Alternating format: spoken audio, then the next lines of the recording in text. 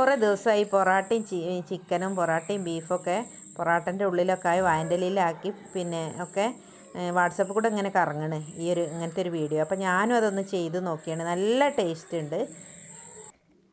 അപ്പം ഇനി അതെങ്ങനെ ഉണ്ടാക്കണമെന്ന് നോക്കാം. ഞാനൊരു വാഴൻ്റെ ഇലയൊക്കെ വെട്ടിക്കൊണ്ടുവന്ന് അടുപ്പത്ത് വെച്ച് വാട്ടിയിട്ട് ഇവിടെ വെച്ചിട്ടുണ്ട്.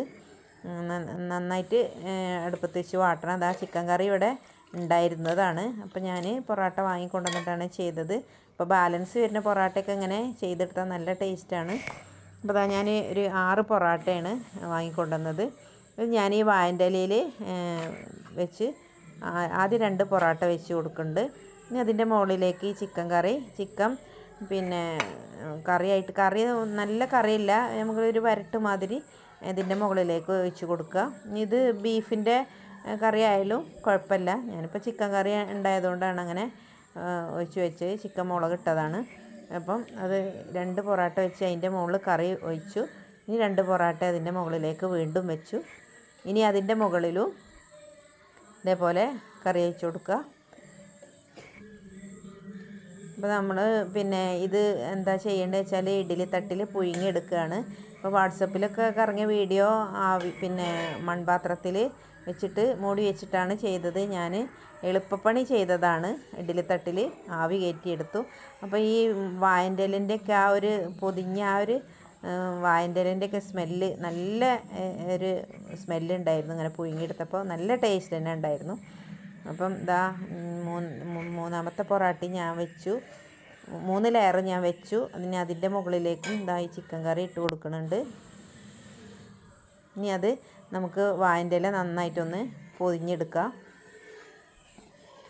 അത് പിന്നെ വാഴൻ്റെ ഇല നന്നായിട്ട് വാട്ടിയെടുക്കണം. അല്ലെങ്കിൽ ഇങ്ങനെ പിന്നെ നമ്മൾ പൊതിഞ്ഞെടുക്കുമ്പോൾ പുറത്തേക്ക് കറിയൊക്കെ ആവാൻ സാധ്യതയുണ്ട്, പൊട്ടും. അപ്പോൾ വാഴൻ്റെ ഇല സോഫ്റ്റ് ആകണം. അതിന് അടുപ്പത്ത് വെച്ചിട്ട് വാട്ടിയെടുക്കണം. അപ്പോൾ അതാ ഞാൻ പൊതിഞ്ഞിട്ടുണ്ട്. ഇനി നമ്മൾ വാഴൻ്റെ കയറ് വെച്ചിട്ട് തന്നെ ഒന്ന് കെട്ടി കൊടുക്കുന്നുണ്ട്.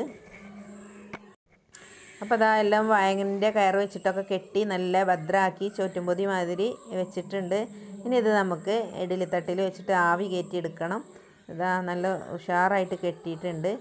അപ്പം ഇതേപോലെ കെട്ടിയെടുക്കണം, അല്ലെങ്കിൽ പുറത്തൊന്നും കറി ഇതൊന്നും പോകാൻ പാടില്ല. അപ്പം ഞാൻ ആ ഇഡ്ഡലി തട്ടിൽ ഒരു വാഴൻ്റെ ഇല വെച്ച് കൊടുത്തിട്ടുണ്ട്. ഇനി അതിലേക്ക് ഞാൻ ഈ പൊതിഞ്ഞ് വെച്ച പൊറാട്ടയും ചിക്കനും വെച്ച് കൊടുത്തിട്ടുണ്ട്. ഇനി നമുക്ക് അടച്ച് വെച്ച് ഒരു 10 മിനിറ്റ് വെള്ളം തിളച്ചതിന് ശേഷം ചെറിയ സിമ്മിൽ നമുക്കൊന്ന് ആവി കയറ്റിയെടുക്കാം. ഇതപ്പോൾ നന്നായിട്ട് ആവി കയറിയിട്ടുണ്ട്.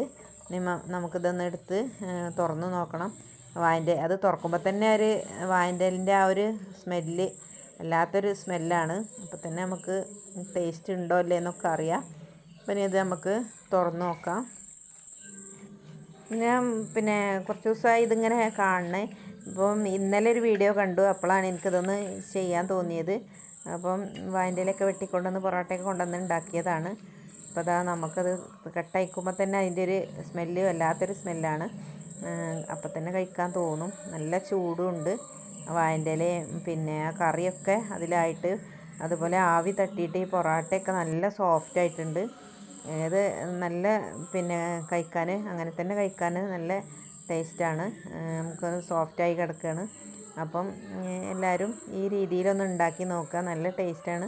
നമ്മൾ കറിയൊക്കെ ഉണ്ടാക്കണ ചിക്കൻ കറി ആയാലും ബീഫ് കറി ആയാലും അതുകൊണ്ടൊക്കെ ഇതേപോലെ ഒന്ന് ചെയ്ത് നോക്കിയാൽ ഒന്ന് വെറൈറ്റി ആയിട്ടൊരു ടേസ്റ്റ് കൂടിയും കിട്ടും. അപ്പോൾ എല്ലാവരും എൻ്റെ വീഡിയോ ഇഷ്ടപ്പെട്ടാൽ സബ്സ്ക്രൈബ് ചെയ്യാത്തവർ സബ്സ്ക്രൈബ് ചെയ്യുക, ലൈക്ക് ചെയ്യുക, കമൻറ്റ് ചെയ്യുക. ഇൻഷാ അല്ലാഹ് അടുത്തൊരു വീഡിയോയുമായി വീണ്ടും കാണാം. താങ്ക്